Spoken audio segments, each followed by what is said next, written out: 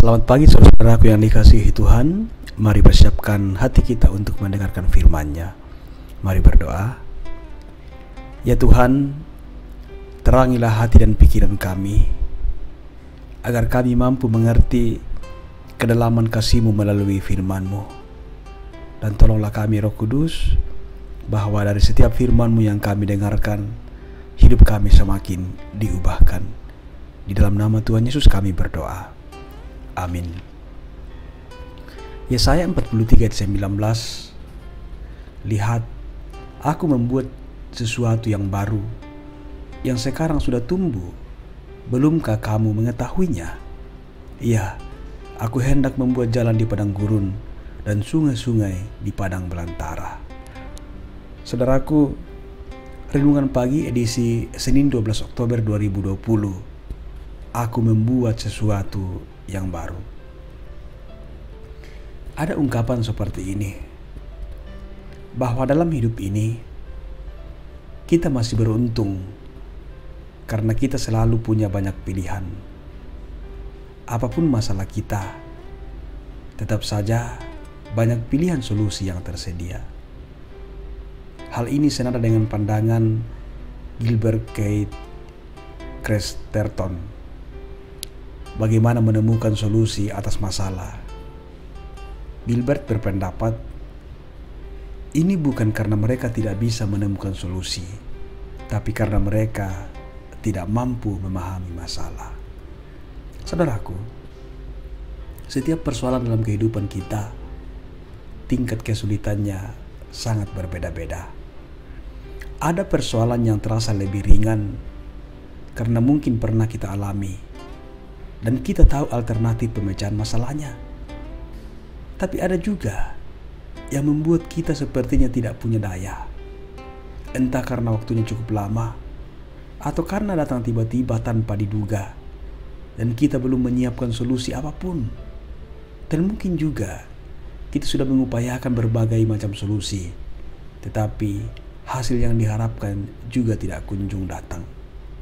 Saudara-saudaraku, perenungan hari ini, bahwa ketika kita berhadapan dengan beragam persoalan dengan tingkat kesulitan yang berbeda-beda, kita juga perlu mengimani bahwa Tuhan juga memberikan beragam pertolongan untuk melalui setiap persoalan hidup ini.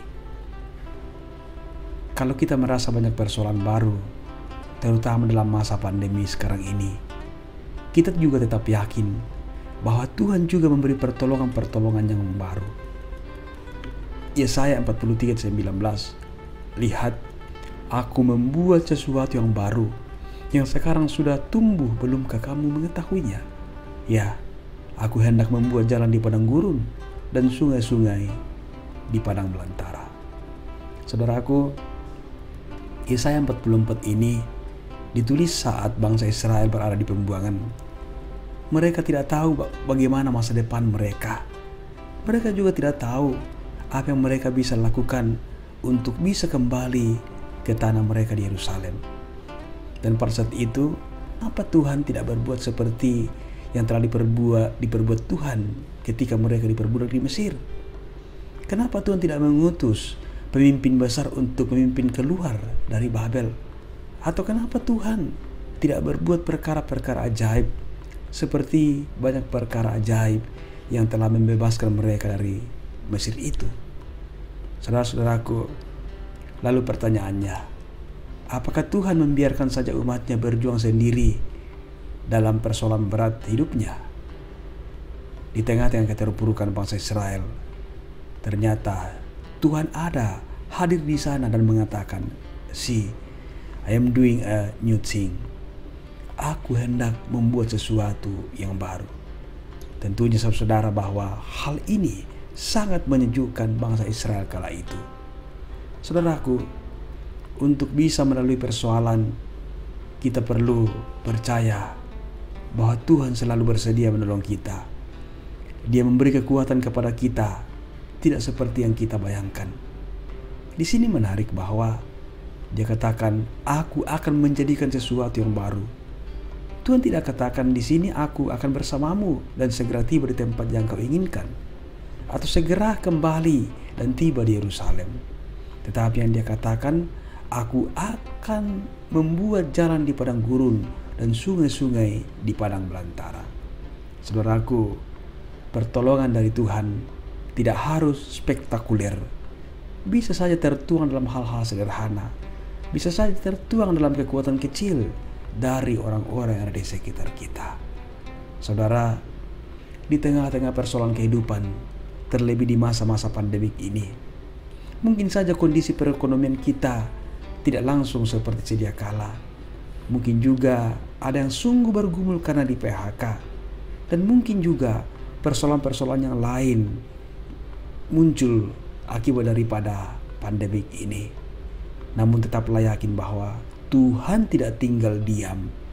Dia tetap menawarkan solusi yang baru kepada kita.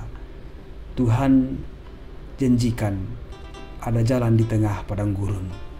Tuhan menyediakan tuntunan agar kita bisa melangkah di padang gurun kehidupan. Ia juga berjanji memberikan sungai di padang belantara. Ini artinya bahwa Tuhan tetap memberi berkat dan kecukupan buat kita di tengah-tengah persoalan hidup yang kita alami. Karena itu saudara-saudaraku, selamat melanjutkan kehidupan, sekalipun hidup ini seperti berada dalam padang gurun belantara. Yakinlah bahwa Tuhan selalu punya cara menolong kita. Tidak mungkin persoalan hidup lebih besar kuasanya daripada kuasa Allah. Tuhan selalu memberikan sesuatu yang baru. Haleluya.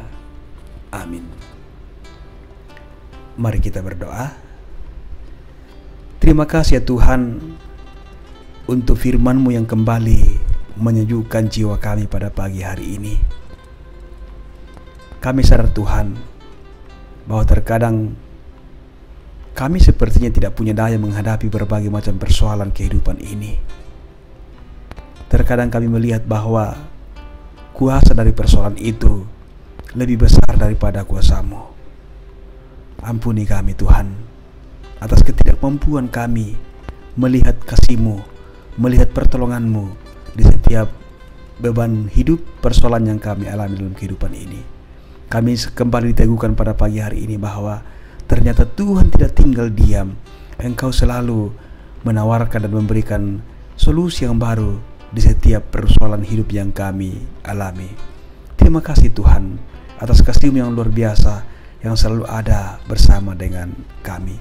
Ya Tuhan, kami mohon Engkau terus melanjutkan kasih-Mu, pemeliharaan-Mu kepada kami sekalian, agar kami tetap kuat untuk melanjutkan kehidupan ini. Di dalam nama Tuhan Yesus kami berdoa. Amin.